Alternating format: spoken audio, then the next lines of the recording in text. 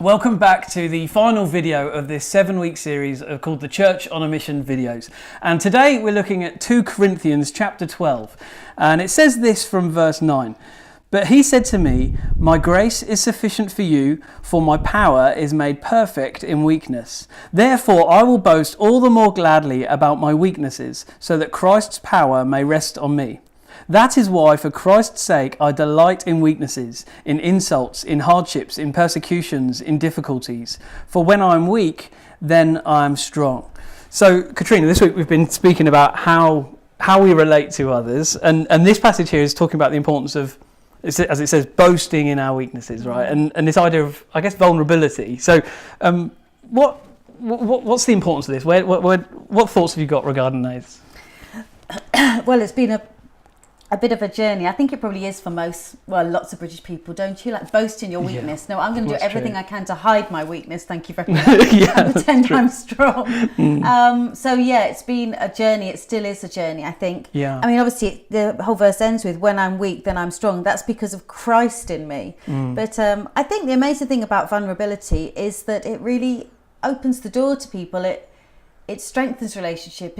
It strengthens, just who people think, what people think of each other, who they are. I don't know. It's one of those things you think, if I show you I'm weak, you're not going to like me anymore. But the absolute opposite is true. It's so true, isn't it? And it's fascinating how it works for individual relationships in terms of helping them grow stronger, but actually for communities as well, isn't it? You're saying it's a journey. Actually, it's almost like we go through it as a journey as individuals being vulnerable, but actually as a community and as a nation. I mean, really. we like to say at church, don't we?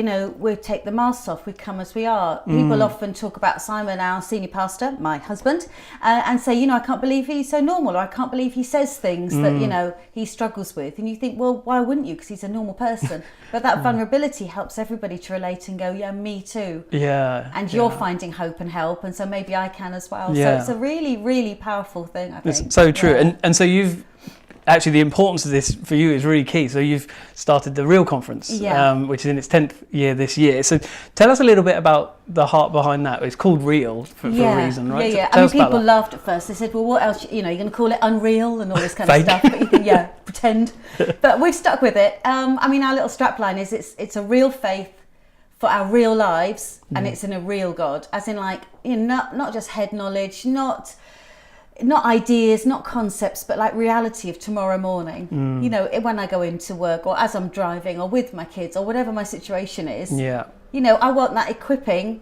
How does my real faith show up? How does my real faith in a real God that's living and active and working my life today show up in my real life, rather than theory, and when I'm sat on my own and everything's going really well because there's nobody else there and I haven't got out of bed yet or something.